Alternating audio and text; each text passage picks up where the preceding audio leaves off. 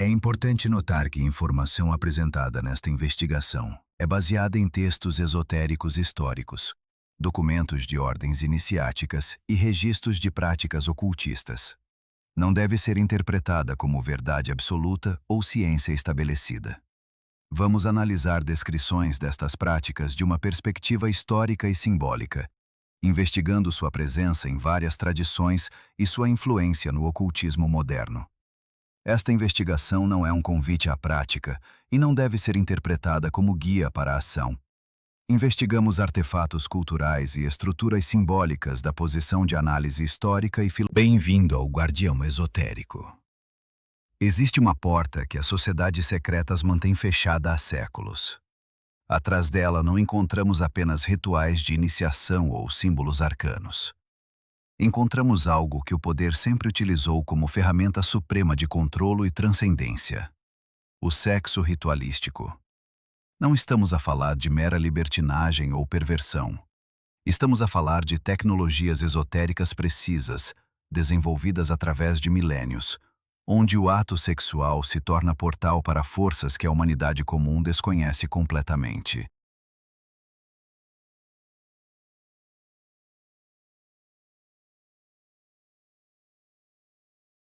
Você já se perguntou por que as elites ocultistas, de Aleister Crowley aos círculos mais fechados da Ordo Templi Orientis, dedicaram suas vidas a práticas sexuais que a sociedade considera tabu? A resposta não está na moralidade. A resposta está no poder. O sexo, quando ritualizado corretamente, torna-se a chave para manipular energias que transcendem o plano material. É a razão pela qual estas práticas permanecem nos graus mais elevados das sociedades iniciáticas, vedadas aos não iniciados. Esta investigação revelará a estrutura completa da magia sexual no ocultismo ocidental. Vamos dissecar os rituais de Crowley, as cerimônias secretas da OTO, as práticas do Tantra negro e os métodos utilizados por sociedades que operam nas sombras do poder. Ao final, como você considera? O sexo ritualístico é apenas superstição medieval ou existe conhecimento genuíno sobre manipulação de energias que a ciência moderna ignora? Escreva sua opinião nos comentários.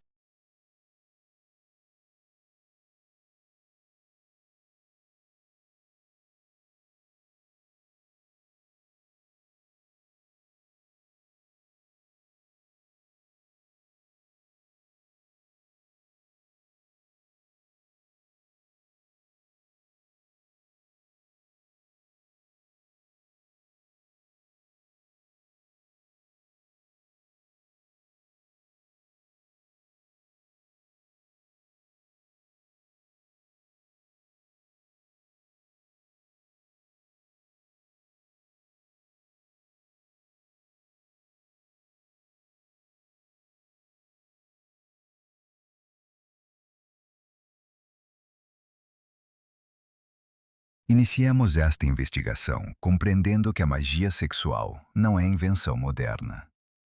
Suas raízes penetram profundamente nas tradições mais antigas da humanidade. Desde os rituais de fertilidade das civilizações pré-históricas até as cerimônias tântricas da Índia antiga, o ato sexual foi reconhecido como manifestação de forças cósmicas. O que diferencia estas práticas antigas da sexualidade profana é a intencionalidade ritualística e o conhecimento de que o orgasmo representa um estado alterado de consciência, onde a vontade humana pode influenciar realidades subtis.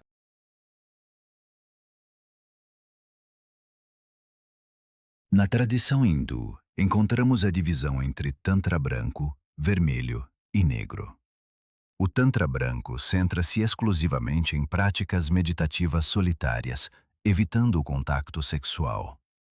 O Tantra vermelho incorpora práticas sexuais em casal como via de despertar espiritual. Mas é o Tantra negro, conhecido como Vamachara, ou caminho da mão esquerda, que nos interessa nesta investigação. Este caminho transgressor utiliza precisamente aquilo que a sociedade proíbe: sexo ritualístico, consumo de substâncias intoxicantes, quebra de tabus sociais, tudo como método de alcançar estados de consciência que transcendem a moralidade convencional. O Vamachara não é caminho para todos. Exige disciplina férrea e compreensão profunda de que está a trabalhar com forças destrutivas e criativas simultaneamente. Os praticantes do Tantra Negro acreditam que as energias mais poderosas residem precisamente naquilo que a humanidade rejeita: a sombra, o tabu, o proibido. Ao integrar estas forças através de rituais sexuais específicos, o praticante transcende a dualidade moral e acede a poderes que permanecem dormentes na maioria dos seres humanos.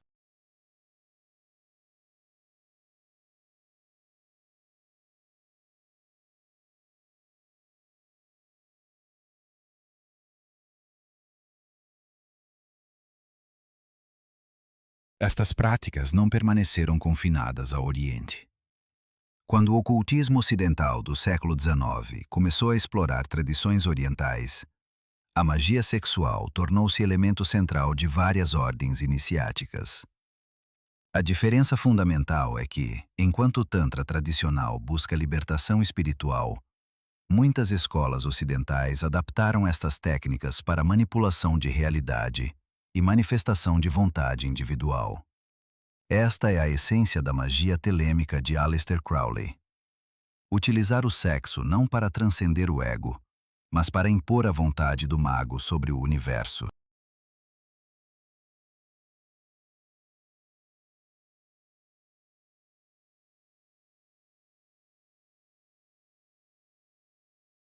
Antes de mergulharmos nas práticas específicas de Crowley e da OTO, devemos compreender o contexto histórico. No final do século XIX, a Europa vivia uma explosão de interesse pelo ocultismo. Sociedades secretas multiplicavam-se.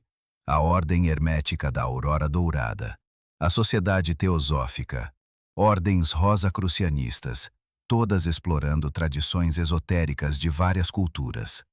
Nestas ordens, praticavam-se rituais de iniciação, onde o neófito era dado e jurava fidelidade diante de altares com ferramentas mágicas repletas de conteúdos simbólicos. A nudez ritual era elemento presente nos ritos das sociedades secretas e de mistérios.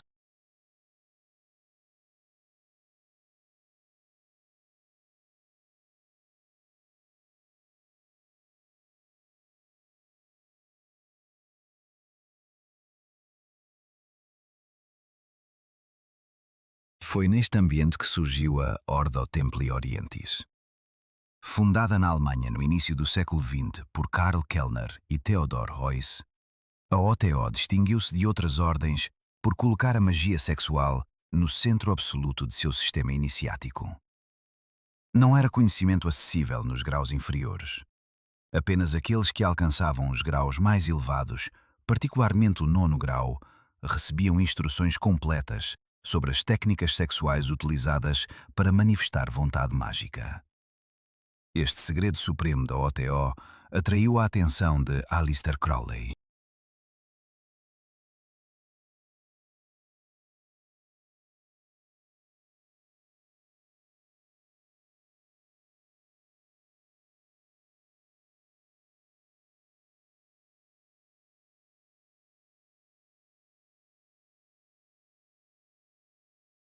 Edward Alexander Crowley, conhecido como Aleister Crowley, nasceu em 1875 numa família profundamente religiosa dos irmãos de Plymouth.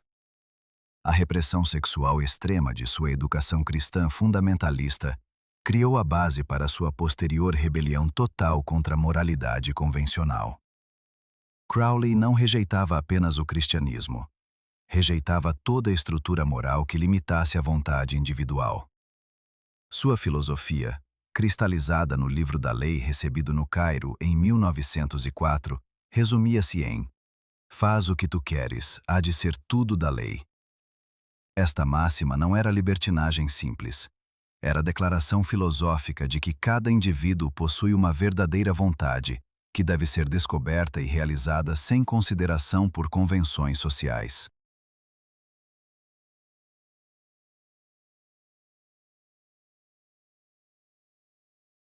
Quando Crowley descobriu a Ordo Templi Orientis e seu segredo central de magia sexual, reconheceu imediatamente que já praticava técnicas similares. O sistema de graus da Otto é estrutura piramidal.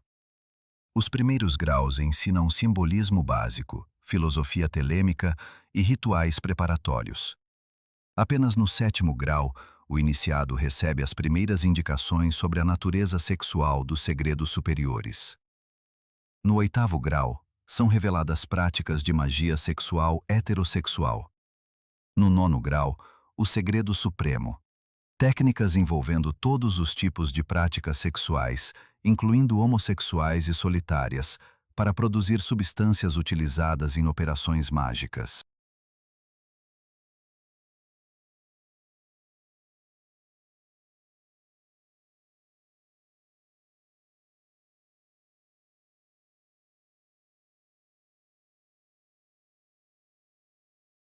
Mas o que exatamente constitui estas práticas? Crowley desenvolveu o conceito de lucidez erotocomatosa. Esta técnica envolve estimulação sexual repetida sem permitir orgasmo físico completo, levando o praticante a um estado entre sono e vigília, entre exaustão e êxtase. Neste estado alterado de consciência, a mente torna-se extraordinariamente receptiva a sugestões e capaz de comungar com forças que Crowley denominava inteligências superiores. O praticante, mantido neste limiar entre mundos através de controlo sexual rigoroso, pode então imprimir sua vontade sobre realidade subtil.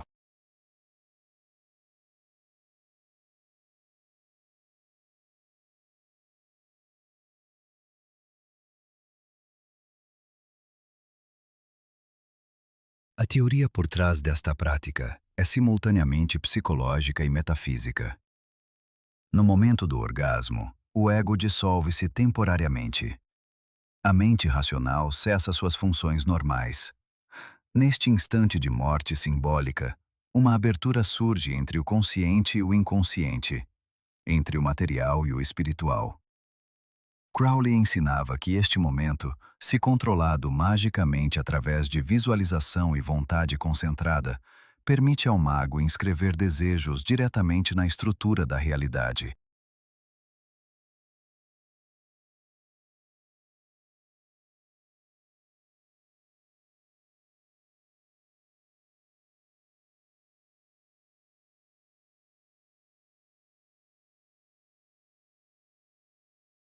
Os fluidos sexuais, tanto masculinos quanto femininos, eram considerados por Crowley como substâncias mágicas de poder supremo.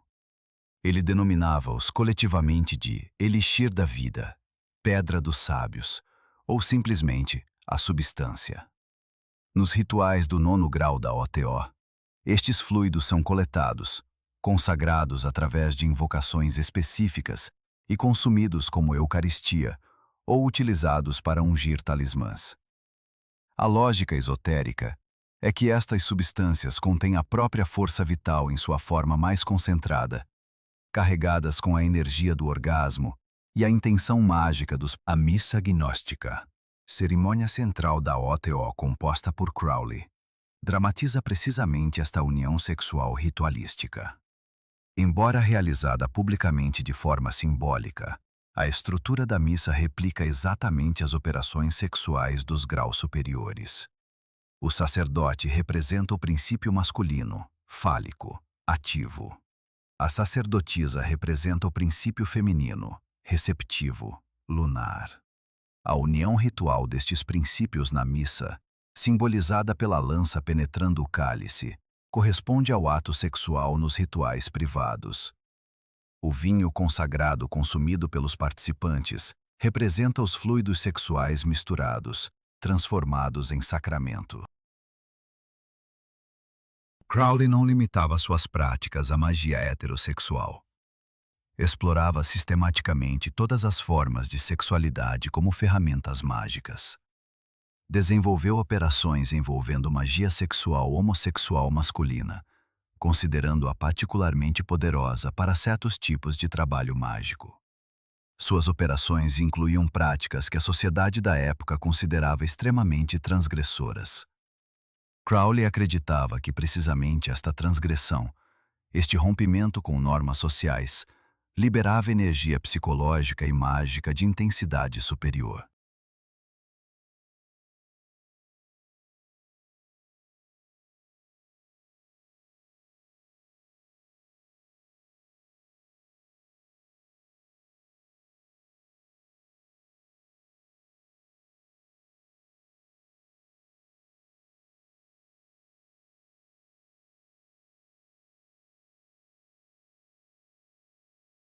Um dos rituais mais controversos desenvolvidos por Crowley era baseado em sexo anal. Ele incorporou esta prática na estrutura iniciática da OTO, argumentando que representava a forma suprema de união mágica.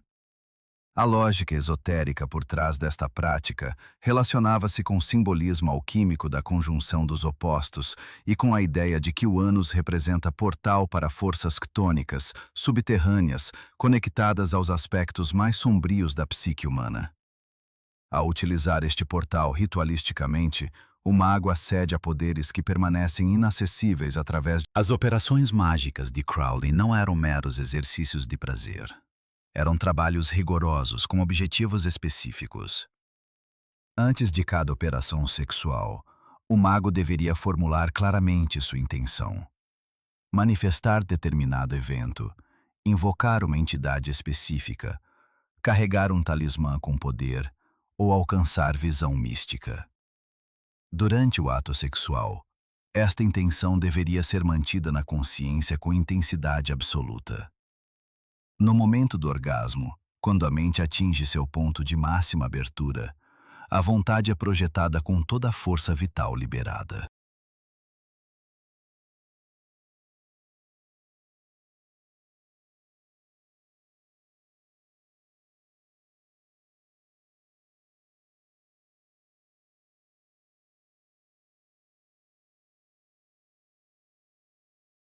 Crowley mantinha registros meticulosos de suas operações sexuais.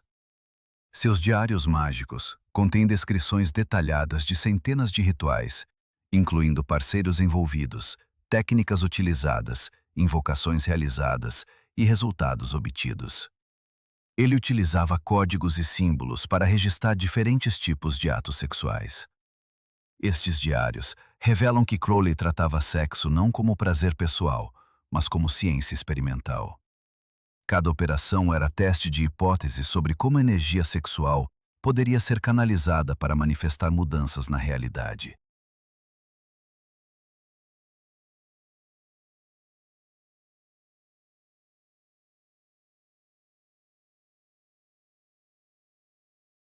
Um dos aspectos mais perturbadores das práticas de Crowley era a sua utilização de parceiros sexuais como instrumentos em operações mágicas.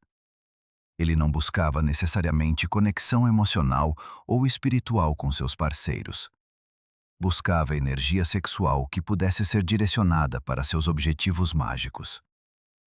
Esta atitude instrumental em relação ao sexo e aos parceiros reflete a filosofia telêmica de que a verdadeira vontade do mago transcende considerações morais convencionais. O outro existe para servir a grande obra. Na abadia de Telema, estabelecida por Crowley em Cefalù, Sicília, em 1920, estas práticas eram realizadas abertamente. Crowley oferecia educação libertina para as crianças presentes, permitindo-lhes testemunhar atos de magia sexual.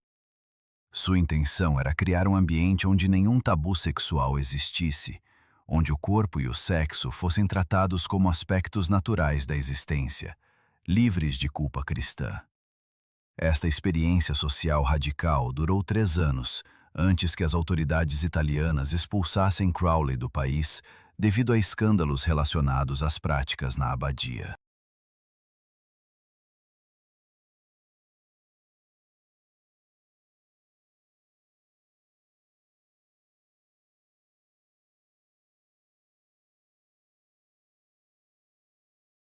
As substâncias também desempenhavam um papel crucial nas operações sexuais de Crowley.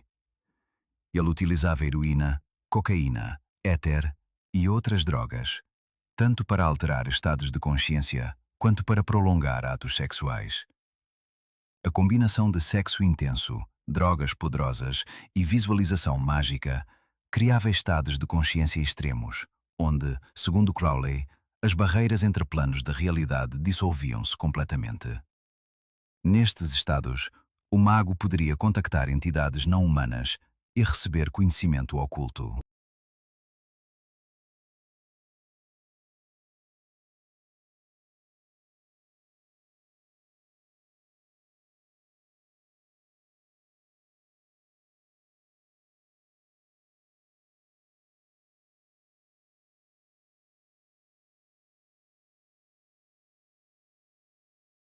A filosofia subjacente a todas estas práticas é que o universo é constituído por energia em movimento.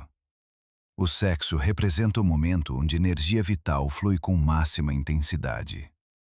Ao controlar este fluxo, através de técnica ritualística, o mago pode redirecionar energia cósmica para realizar sua vontade. Esta não é metáfora. Para Crowley e seus seguidores, isto é mecânica precisa de como realidade funciona.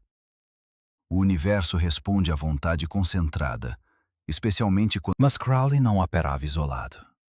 Outras figuras no ocultismo ocidental exploravam territórios similares.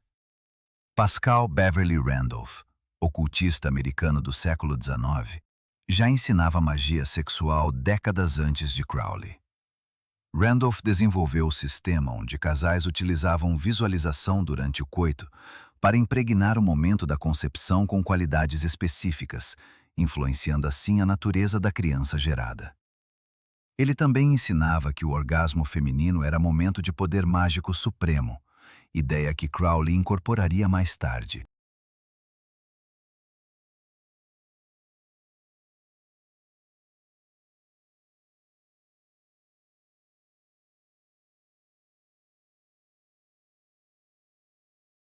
A Fraternitas Saturni, ordem ocultista alemã, fundada em 1926, também colocava a magia sexual no centro de suas práticas.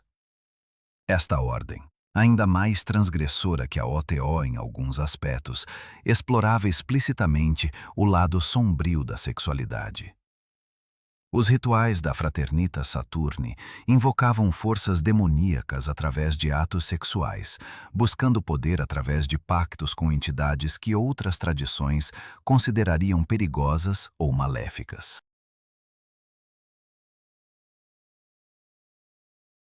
O conceito de Babylon Working representa uma das operações mágicas sexuais mais ambiciosas já tentadas.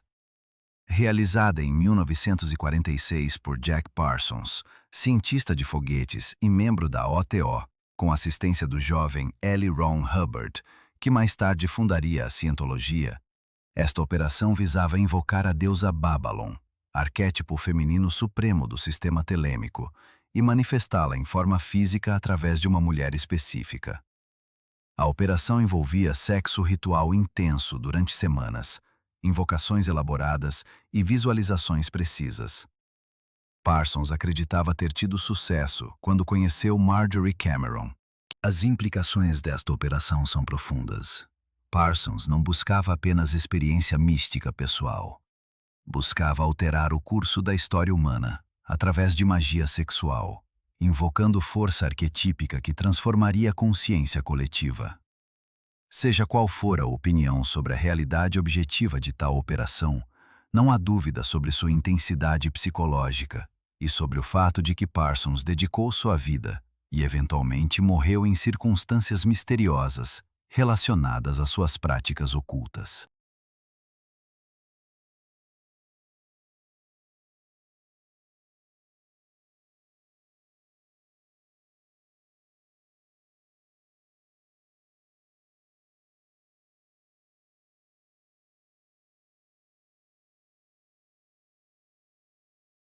Retornando às tradições orientais, que inspiraram muitas destas práticas ocidentais, devemos examinar com mais profundidade o Tantra Negro. No componente hindu, o Vamachara representa a rejeição consciente do Tantra branco ortodoxo. Enquanto o caminho branco busca transcendência através de pureza, ascetismo e meditação solitária, o caminho negro abraça impureza ritualística. Os 5 M's, Panchamakara, do Tantra Negro incluem Madhya, álcool; Mamsa, carne; Matsya, peixe; Mudra, grãos tostados; e Maithuna, união sexual. Todos estes elementos são proibidos na ortodoxia hindu, especialmente o Maithuna, ou união sexual ritualística. É praticado no Tantra Negro com parceira específica, frequentemente não a esposa do praticante. A mulher no ritual tântrico não é objeto passivo. Ela é a encarnação da Shakti, o princípio feminino divino, a energia que move o universo. O homem representa Shiva, o princípio masculino, consciência pura e estática. A união sexual dos dois replica a cosmogonia hindu, onde Shiva e Shakti, unidos, criam e destroem mundos. A técnica sexual no Tantra autêntico difere significativamente de sexo ordinário. O objetivo não é orgasmo rápido, mas prolongamento extremo do ato. Os praticantes utilizam técnicas de respiração, visualização e controle muscular para evitar ejaculação e manter estado de excitação extrema durante horas. Neste estado, a energia sexual, chamada Kundalini, é forçada a ascender pela coluna vertebral, através dos chakras, até alcançar o chakra coronário. Mas o Tantra Negro vai além. Enquanto o Tantra Vermelho utiliza sexo para despertar espiritual, o Tantra Negro utiliza-o para poder mundano. Praticantes do caminho negro podem realizar rituais sexuais com intenção de prejudicar inimigos, conquistar poder sobre outros ou acumular siddhis, poderes sobrenaturais. Esta utilização da energia sexual para fins egoístas ou destrutivos é precisamente o que diferencia o caminho negro do caminho vermelho.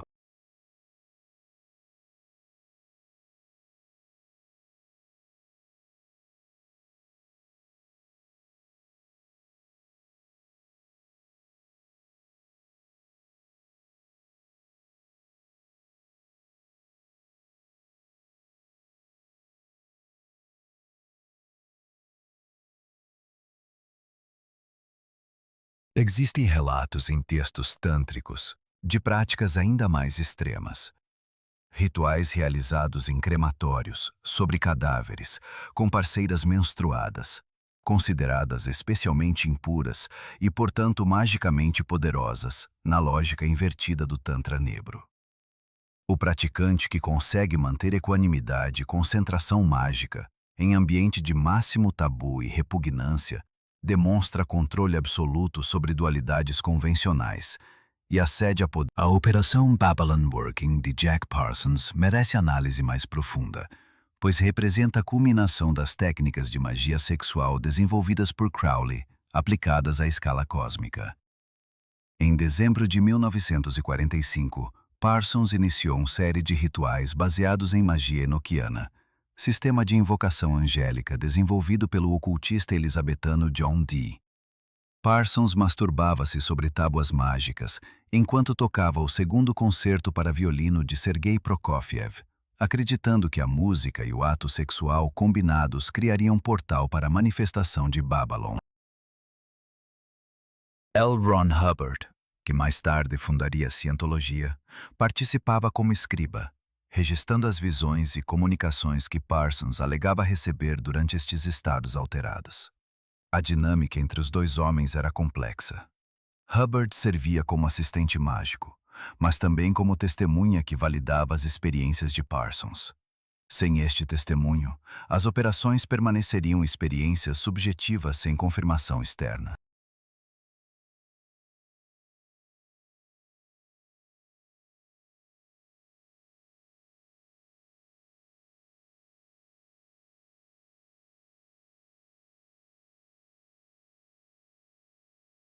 O ritual final ocorreu no deserto de Mojave, em fevereiro de 1946. Parsons decidiu abruptamente que sua operação estava completa. Ao retornar para casa, descobriu Marjorie Cameron, ilustradora desempregada e ex-oficial da Marinha, esperando para visitá-lo. Parsons identificou-a imediatamente como a mulher elemental que havia invocado, a manifestação física de Babylon. Em março, iniciou rituais de magia sexual com Cameron como sua mulher escarlate, enquanto Hubbard continuava assistindo como escriba.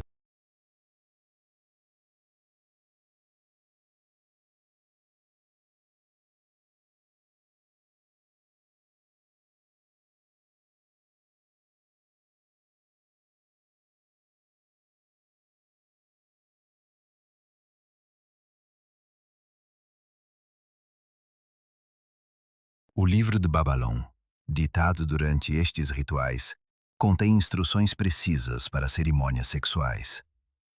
O terceiro ritual especificava: começa 4 horas antes da alvorada. Um período de erradicação de todas as influências inimigas. Perfeição completa.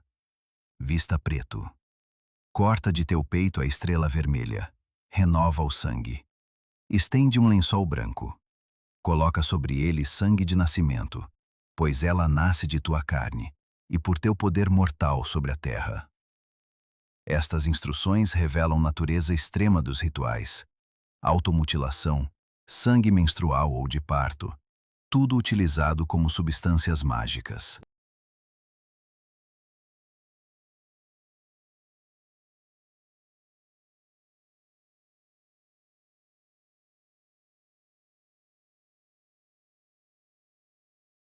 Parsons escreveu exultante após completar os rituais. Babylon está encarnada sobre a terra hoje, aguardando a hora apropriada de sua manifestação. E naquele dia, meu trabalho estará completo, e eu serei soprado para longe no sopro do Pai.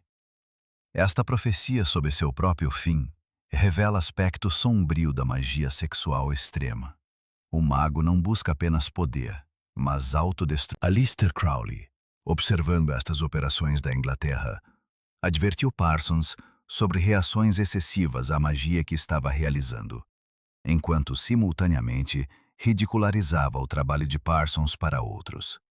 Esta ambivalência de Crowley revela tensão fundamental na magia sexual. É ferramenta de poder supremo ou delírio perigoso? Mesmo o mestre do sistema não possuía certeza absoluta sobre as forças que seus discípulos estavam invocando.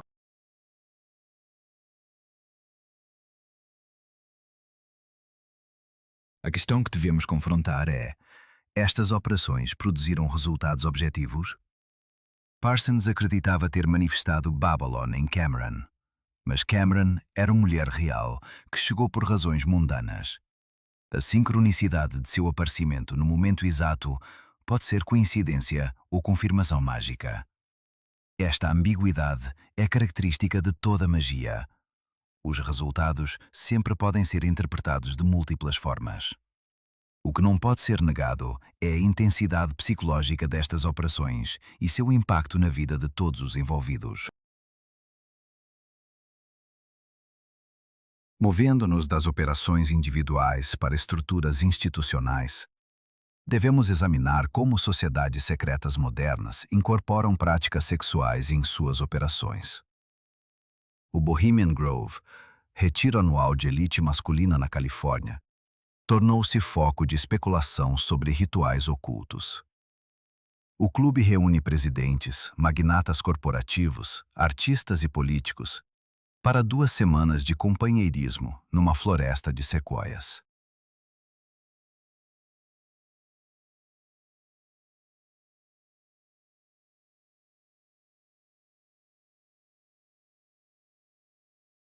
A cerimônia mais controversa do Bohemian Grove é a Queima das Preocupações, ritual realizado no primeiro fim de semana. Homens vestidos com togas e cabeças cobertas, carregando tochas, queimam o efígie diante da estátua de coruja com mais de 12 metros de altura. A coruja representa Moloch, divindade cananita associada a sacrifícios. Embora os organizadores afirmem que o ritual é teatro inofensivo, a imagética é deliberadamente pagã e ocultista.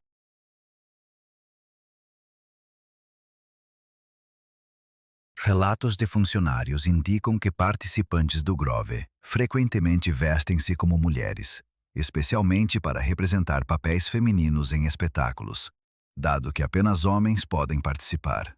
Esta inversão de gênero em ambiente exclusivamente masculino tem significado ritual em várias tradições esotéricas. Representa a dissolução de polaridades e acesso a aspectos reprimidos da psique. Em contexto de sociedade secreta de elite, também cria ambiente de transgressão controlada, onde normas sociais são suspensas.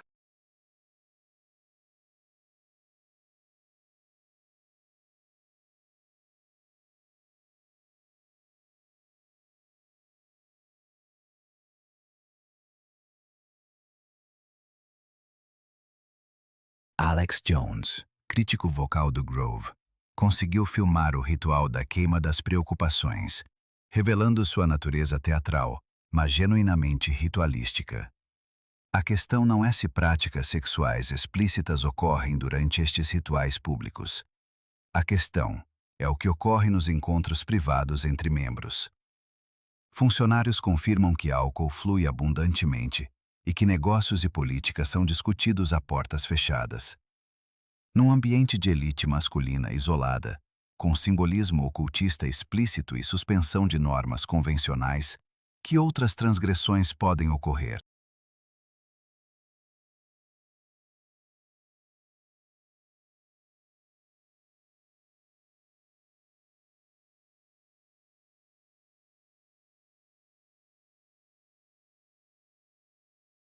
O Bohemian Grove não é anomalia. Sociedades secretas sempre criaram espaços onde membros podem transgredir normas sociais sob proteção de sigilo ritual. O Hellfire Club, do século XVIII na Inglaterra, era notório por orgias que misturavam blasfêmia religiosa com excessos sexuais. Membros incluíam aristocratas e políticos que, em público, mantinham respeitabilidade absoluta.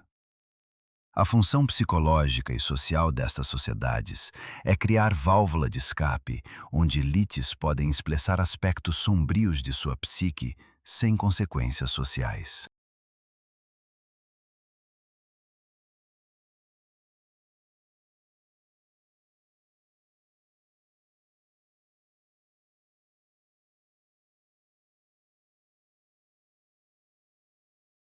Nas últimas décadas, casos documentados revelaram como estruturas de poder utilizam controle sexual. O caso Nexium, nos Estados Unidos, expôs seita disfarçada de empresa de autoajuda que operava sociedade secreta interna chamada DOS. Keith Raniere, líder da organização, mantinha grupo de 15 a 20 mulheres com quem tinha relações sexuais exclusivas. As mulheres eram proibidas de ter relações com outros homens e de discutir seus relacionamentos com Raniere.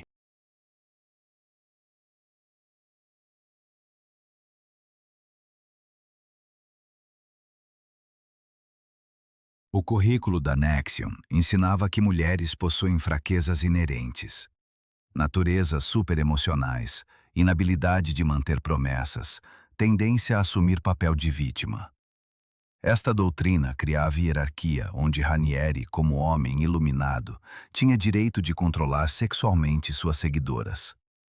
Mulheres na DOS eram coagidas a fazer sexo através de devoção ou medo de exposição pública.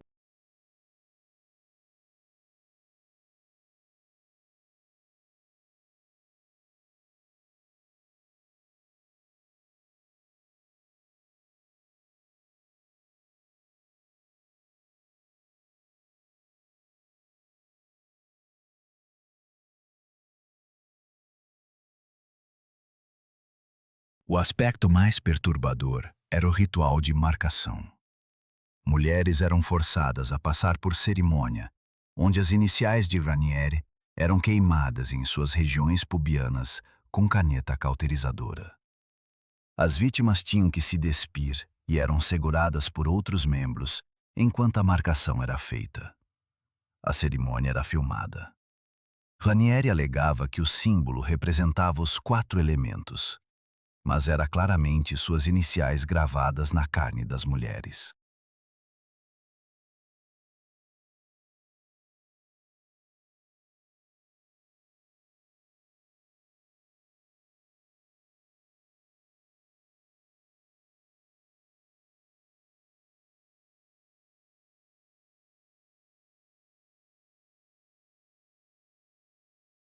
Este caso revela estrutura comum em cultos sexuais, doutrina que justifica controle, ritual de iniciação que envolve trauma e humilhação, segredo imposto através de chantagem. Alison Mack, atriz conhecida por seu papel em Smallville, foi identificada como uma das líderes do DOS, demonstrando como vítimas podem tornar-se perpetradoras no sistema. A magia sexual degenerada em trauma e controle, despida de qualquer dimensão transcendente.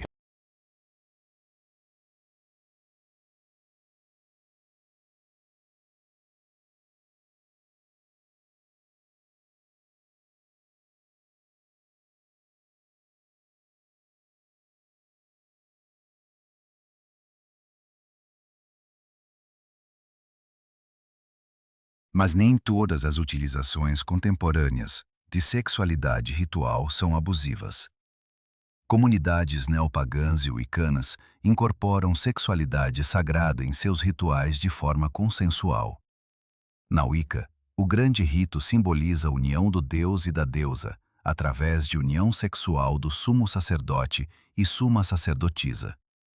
Geralmente realizado simbolicamente com a tame, a daga ritual, penetrando o cálice, pode ser realizado literalmente em contexto privado, por casal iniciado.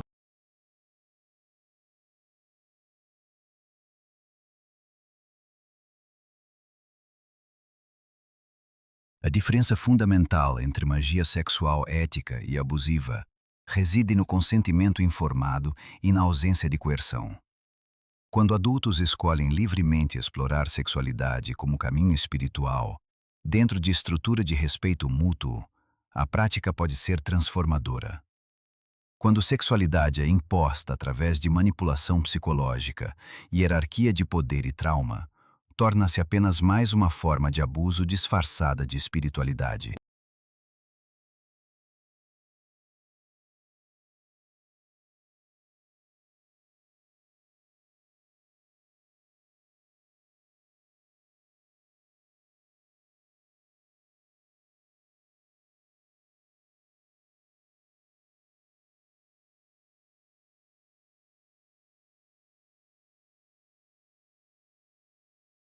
Retornando à teoria subjacente a estas práticas, devemos perguntar: por que sociedades tão diversas, de tradições tântricas indianas a ordens ocultistas ocidentais, convergem na ideia de que sexo é a ferramenta de poder?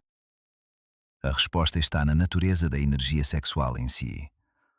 Do ponto de vista biológico, o sexo envolve liberação massiva de neurotransmissores, dopamina, oxitocina, endorfinas. O cérebro, durante o orgasmo, entra em estado similar a transe místico.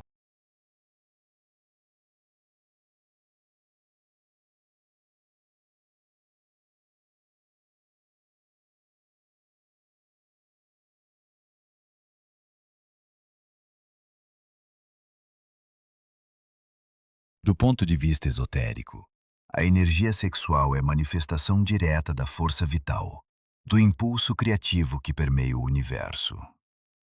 No momento da concepção, esta energia literalmente cria nova vida. Os praticantes de magia sexual argumentam que, se redirecionada através de vontade e ritual, esta mesma energia pode criar realidades em planos subtis. Não é metáfora. É tecnologia de consciência baseada em compreensão de que pensamento e energia são inseparáveis.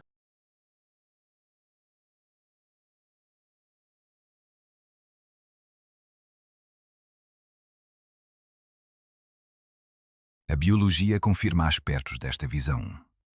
Estudos mostram que o orgasmo altera fundamentalmente estados de consciência, reduzindo atividade no córtex pré-frontal, responsável por pensamento racional e autocontrole, e aumentando atividade em regiões associadas à emoção e percepção sensorial. Neste estado, a mente torna-se altamente sugestionável. Visualizações e intenções impressas durante este momento penetram profundamente no inconsciente.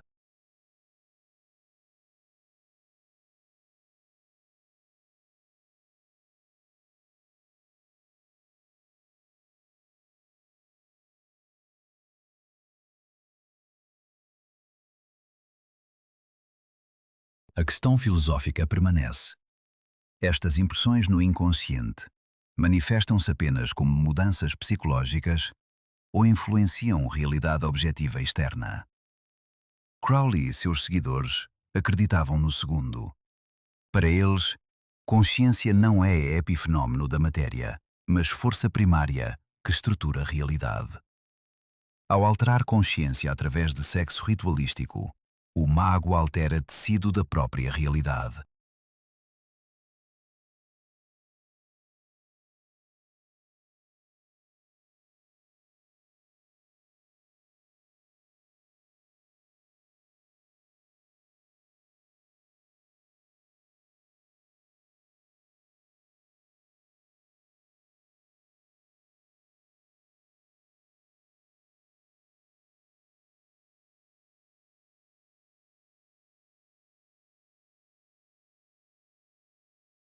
Esta visão encontra paralelos surpreendentes em física quântica e teorias de consciência.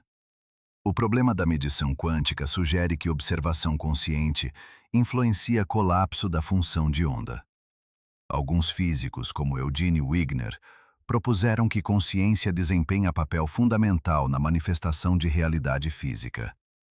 Se isto for verdade, técnicas que alteram e concentram consciência poderiam, teoricamente, influenciar realidade de formas que parecem mágicas.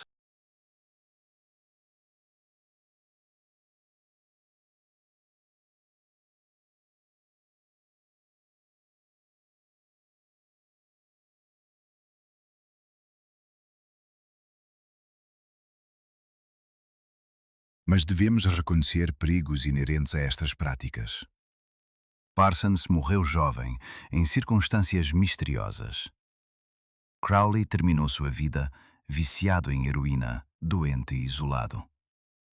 Muitos praticantes de magia sexual relatam experiências psicológicas perturbadoras, obsessão, paranoia, dissolução de identidade. Quando forças inconscientes são liberadas através de sexo e ritual sem estrutura psicológica adequada, as consequências podem ser destrutivas.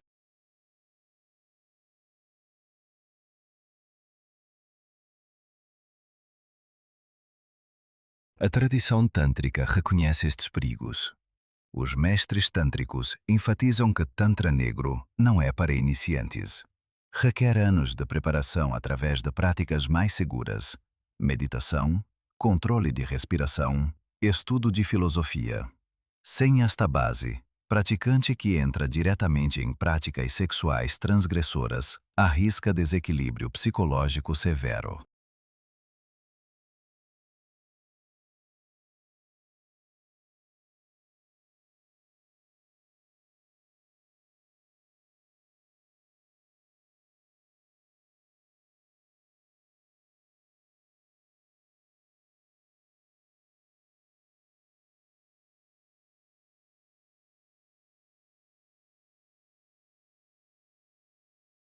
A interpretação psicológica moderna destas práticas, particularmente através da lente junguiana, oferece perspectiva valiosa.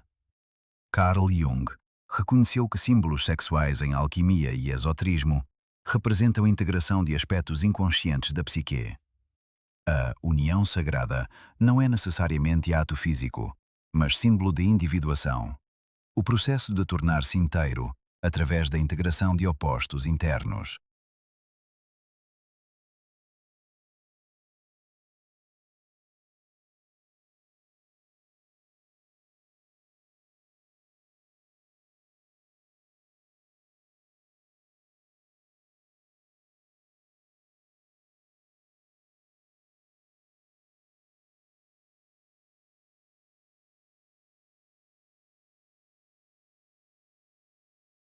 Desta perspectiva, os rituais de magia sexual funcionam como dramatização externa de processos psicológicos internos.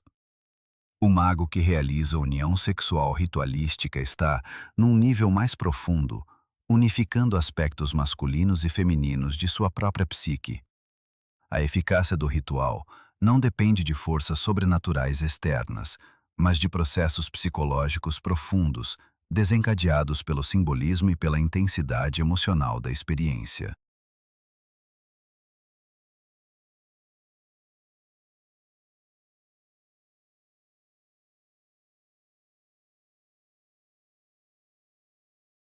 Mas reduzir tudo à psicologia elimina a dimensão transpessoal destas experiências.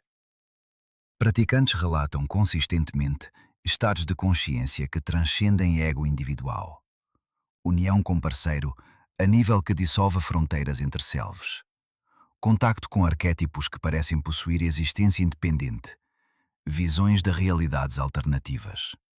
Estes relatos podem ser ilusões neuroquímicas ou podem representar acesso genuíno a dimensões da realidade além do materialismo convencional. A questão permanece aberta.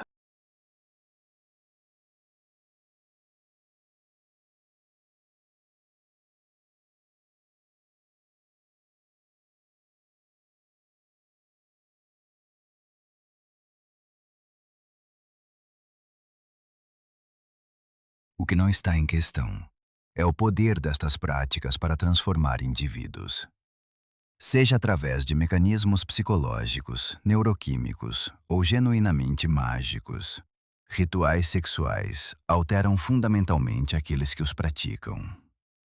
Crowley, Parsons, Cameron, todos viveram vidas intensamente não convencionais, impulsionados por experiências que os separaram completamente de existência mundana.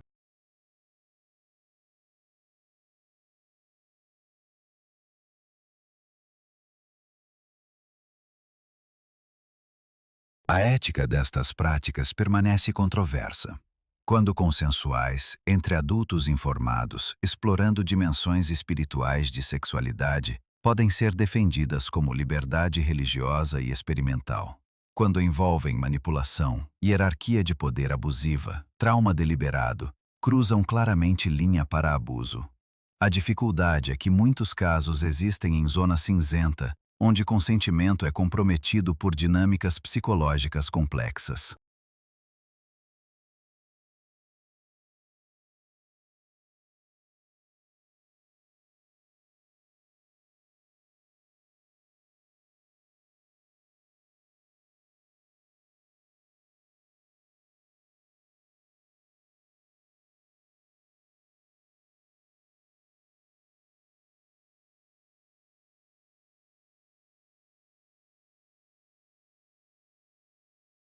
O caso Nexium ilustra perfeitamente esta zona cinzenta.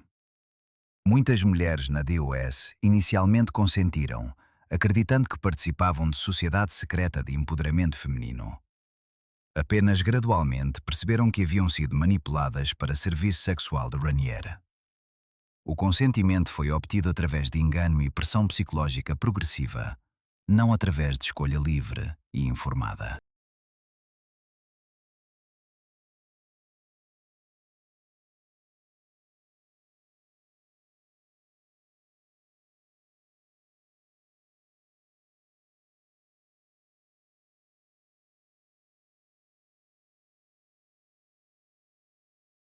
Sociedades secretas sempre exploram esta ambiguidade. Iniciação envolve, por definição, conduzir o neófito através de experiências que transcendem seu entendimento atual. O iniciado consente sem compreender completamente no que está consentindo. Esta estrutura pode ser usada para crescimento genuíno ou para exploração. A diferença está na intenção e integridade daqueles que conduzem o processo.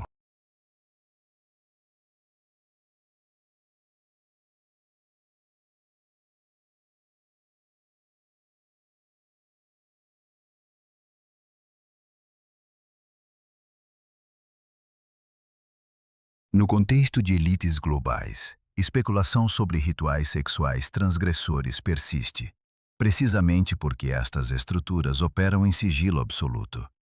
O Bohemian Grove, sociedades como Skull and Bones em Yale, encontros em círculos bilionários, todos mantêm segredo rigoroso sobre atividades internas. Este segredo, combinado com simbolismo ocultista ocasionalmente visível, gera suspeitas justificadas sobre que práticas ocorrem quando portas se fecham.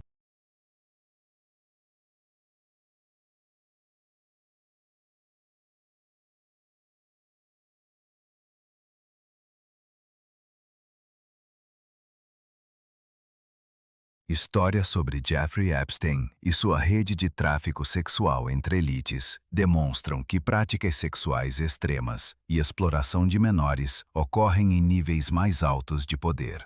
Se isto acontece de forma organizada e ritualística, com dimensão ocultista, permanece não comprovado, mas plausível. O poder sempre buscou transgressão como validação de sua própria transcendência sobre normas comuns.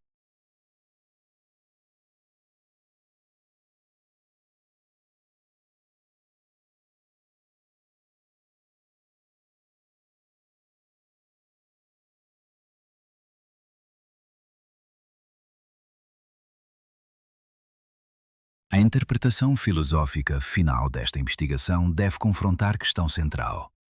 Sexo como via espiritual é genuíno ou autoengano? A resposta depende de nossa cosmologia fundamental. Se humanos são apenas máquinas biológicas e consciência é epifenômeno, então magia sexual é ilusão elaborada que produz mudanças psicológicas, mas não realidade objetiva. Se consciência é primária e realidade é mais fluida que materialismo assume, então técnicas que alteram consciência podem genuinamente influenciar manifestação de eventos. Crowley formulou isto sucintamente.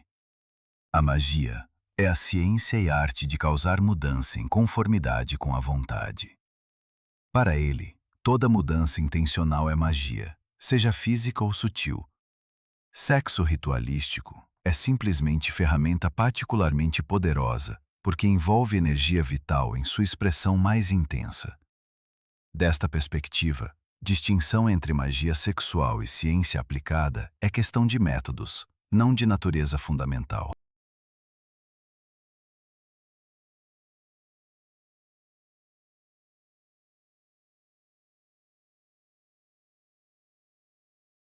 O legado destas práticas no século XXI é complexo. Comunidades neopagãs e tântricas continuam explorando sexualidade sagrada de formas geralmente éticas e consensuais. A OTO persiste como organização internacional praticando o sistema de Crowley. Simultaneamente, cultos abusivos como Nexion demonstram como facilmente estas ideias degeneram em exploração quando não existem salvaguardas éticas.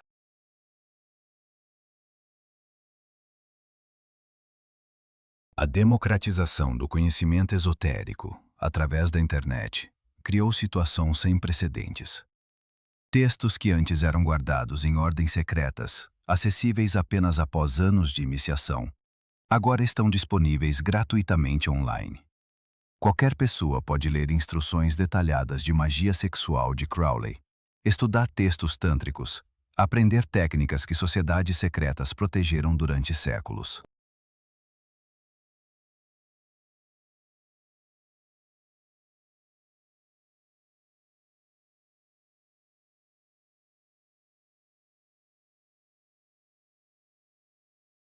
Esta democratização é perigosa.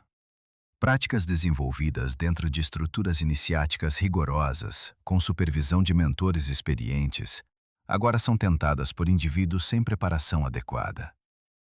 Os resultados podem incluir trauma psicológico, relacionamentos destruídos, experiências psicóticas.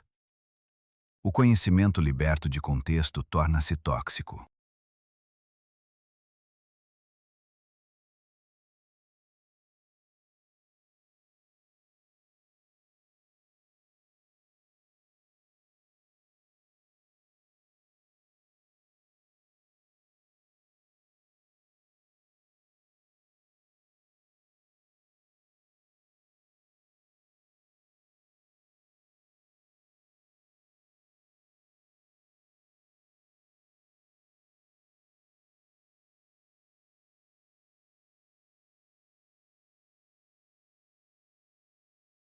Mas esta democratização também elimina o monopólio de elites sobre tecnologias de consciência. Se magia sexual funciona, por que apenas iniciados de sociedades secretas deveriam ter acesso?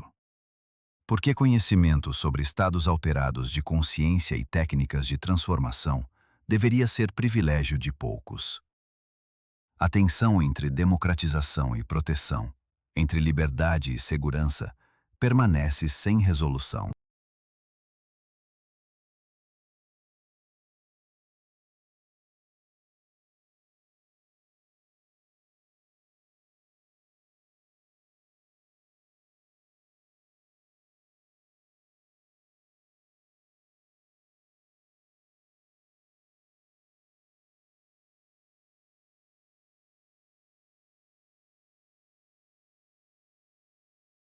Ao concluir esta investigação profunda nos rituais sexuais secretos das sociedades ocultas, devemos reconhecer que tocamos apenas a superfície de tradições que se estendem por milênios e culturas.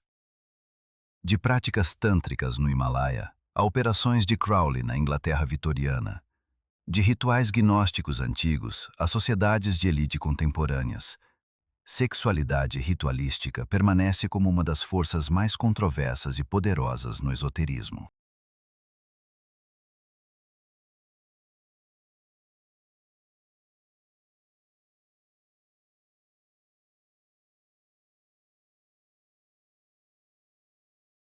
Estas práticas revelam verdade fundamental sobre a natureza humana.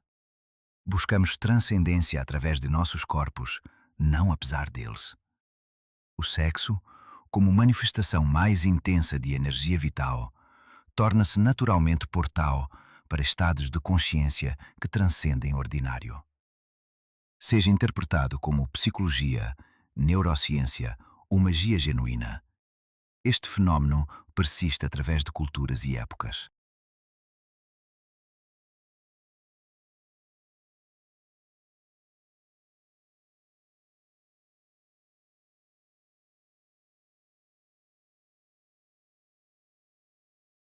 A questão que deixamos é a provocação final. Se elites mantiveram estas técnicas em segredo durante séculos, que outras tecnologias de consciência permanecem ocultas? Que conhecimentos sobre natureza da realidade, sobre capacidades humanas latentes, sobre estruturas de poder invisíveis, ainda aguardam revelação? O conhecimento proibido existe precisamente porque seu domínio público transformaria estruturas fundamentais de sociedade e poder.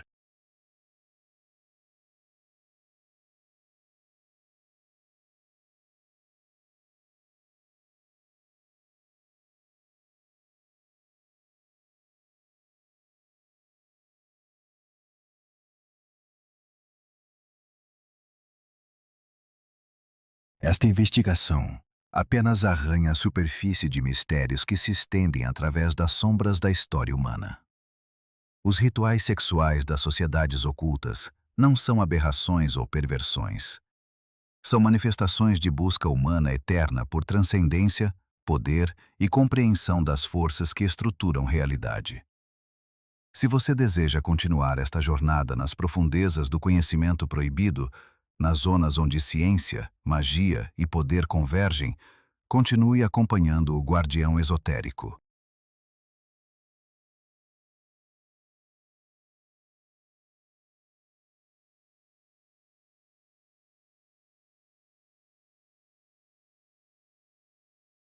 Até a próxima exploração nas sombras do oculto, onde verdades que sociedade rejeita aguardam aqueles corajosos o suficiente para confrontá-las. O conhecimento proibido não é proibido por ser falso. É proibido porque é perigosamente verdadeiro.